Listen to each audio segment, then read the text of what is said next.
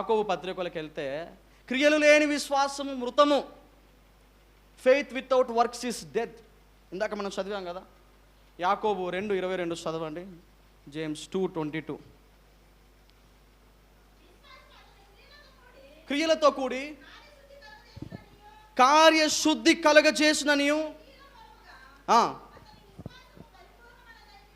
పరిపూర్ణమైనదే ఉండును గ్రహించుచున్నాము కదా. కాబట్టి చాలండి. ఇక్కడ చూడండి, ఒకరోజు ఒక పాస్టర్ గారు ఏం చేశారనంటే, ఆయనకి చిన్న చర్చ్ ఉండేది. ఆయన సాక్ష్యం అంతా నేను చెప్పట్లేదు, కానీ చిన్న చర్చ్ ఉండేది. ఆయనకు ఒక పెద్ద స్థలము కొనాలని ఆశ. దేవుడు చెప్పాడు, పెద్ద స్థలం కొంటావు, చర్చ్ కడతావు అని. ఈయన దగ్గర డబ్బులే లేవు, ఒక 5 రూపాయి బిల్ల మాత్రం ఉందంట. దగ్గర డబ్బులు లేవంట. ఆ యొక్క స్థలం 5 కోట్లంట. ఎంత? సిటీ ఏరియా, చాలా పెద్ద, 5 కోట్లు. ఈయన దగ్గర ఉన్నాయి ఎంత?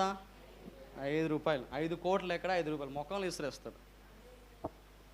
ఈయన ఏం చేశాడంట, యవనస్తులు తీసుకొని వెళ్ళి అక్కడ ఒక గడ్డపారతో ఒక గుంత చేసి 5 రూపాయలు దాంట్లో వేసి పూడ్చిపెట్టి, ఏసయ్యా నేను 5 రూపాయలు అడ్వాన్స్ ఇచ్చా, ఈ స్థలము నాకే రావాలి అని ప్రార్థన చేశాడంట. ఈరోజు చర్చ్ కట్టారు, దాని మీద చర్చ్ కట్టుకొని ఉన్నారు. దేనివల్ల జరిగింది? 5 రూపాయలు లేని వాళ్ళు ఉన్నారండి? ఈరోజు చెయ్యండి అట్లా. విశ్వాసం మన క్రియలు అంటే ఇక్కడ చదివిన వాక్యం ఇందాక 2:20 చదివింది, అతని విశ్వాసం క్రియల రూపముఖముగా పరిపూర్ణం అవుతుందంట. విశ్వాసం ఎక్కడ ప్రారంభం అవుతుంది తెలుసా? మన చేతల ద్వారానే. The first step of faith is your actions. నువ్వు విశ్వాసముతో నీ జీవితంలో నువ్వు నమ్ముతున్నావంటే నీ చేతల ద్వారా తెలియాలి.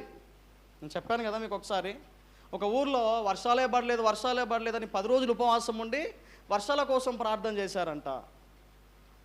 10 రోజులు అయిపోయేసరికి మాకు వర్షాలు పడాలి అని ప్రార్థన చేశారంట. 10వ రోజు అందరూ ఊరికొచ్చాడు, ఒక్కడు మాత్రం గొడుగు తెచ్చాడంట. ఎవరికి విశ్వాసం ఉంది? ఎందుకంటే 10 రోజులు అయిపోతుంది, వర్షం పడాలి కదా అని గొడుగు తెచ్చాడు. మనం ప్రారంభించాలి, దేవుడు ఖచ్చితంగా దాన్ని చేస్తాడు. హల్లెలూయా. బైబిల్లో మనం నోవాని గురించి చూస్తాం. ఆదికాండంలో 6వ అధ్యాయము చదవద్దు, కానీ ఆదికాండంలో మనం చూస్తే 6వ అధ్యాయంలో చూస్తాం. అక్కడ నోవాహు, దేవుడు చెప్తాడు, నోవా నువ్వు ఒక ఓడను కట్టు, నువ్వు తప్పించబడతావని చెప్తాడు. 6వ అధ్యాయం లాస్ట్కి వచ్చేసరికి వాక్యం ఉంటుంది. చదవండి చివరి మాట, 6వ అధ్యాయము చివరి వచనం. నోవాహు అట్లు చేసెను, యావత్తు చేసి 6:22. 14వ వచనంలో దేవుడేమో నోవాహుని ఒక పెద్ద ఓడగట్టమన్నాడు.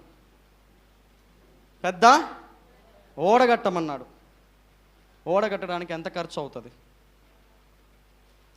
చాలా ఖర్చు అవుతుంది. ఎందుకంటే అది సాధారణమైన ఓడ కాదు.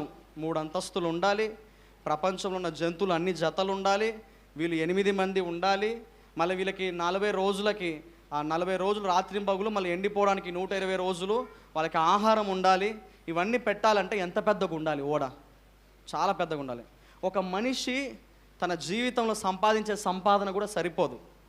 కానీ దేవుడు చెప్పాడని ఏది దాచిపెట్టుకోకుండా, రూపాయి కూడా దాచిపెట్టుకోకుండా తన సంపాదన అంతా కూడా ఓడలోనే పెట్టాడు.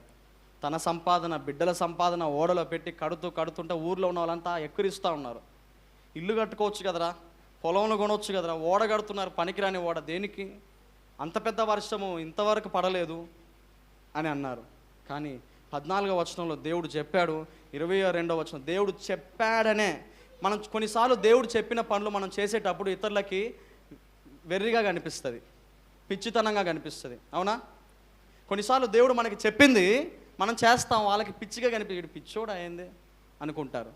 నోవాహుని చూసి అందరూ అట్లనే అనుకున్నారు. ఎందుకంటే వీడు పిచ్చివాడు, ఏదైనా డబ్బు ఇంత డబ్బుని వేస్ట్ చేసే బదులు ఇల్లు కట్టుకోవచ్చు, పొలం కొనవచ్చు, ఆస్తిని వృద్ధి చేసుకోవచ్చు, పనికిరాని ఒక ఓడని కొడుతున్నాను. 3 అంతస్తుల ఓడ. మరి వాళ్ళు ఉన్నది కూడా మళ్ళీ నది సమీపంలో లేరు, సముద్రం దగ్గర లేరు. ఆ ఓడ పైకి లేయాలంటే ఎంత నీళ్ళు పడాలి? నోవాహు ఓడ ప్రయాణం చేయాలంటే వీళ్ళు నది దగ్గరికి వెళ్ళడం కాదు, నదే వీళ్ళ దగ్గరికి రావాలి, అప్పుడే ఓడ లేస్తుంది. కానీ నమ్మాడు, తన డబ్బంతా ఖర్చు పెట్టి ఓడను కట్టాడు. 7వ అధ్యాయంలో చూస్తాం, వర్షం ప్రారంభమైంది. అతని దేవుని నమ్మినందువలన అతని కుటుంబం కాపాడబడ్డది. విశ్వాస సంబంధమైన క్రియలు చేశాడు. నీ క్రియలు కూడా విశ్వాస సంబంధమైనవే ఉండాలి. హల్లెలూయా.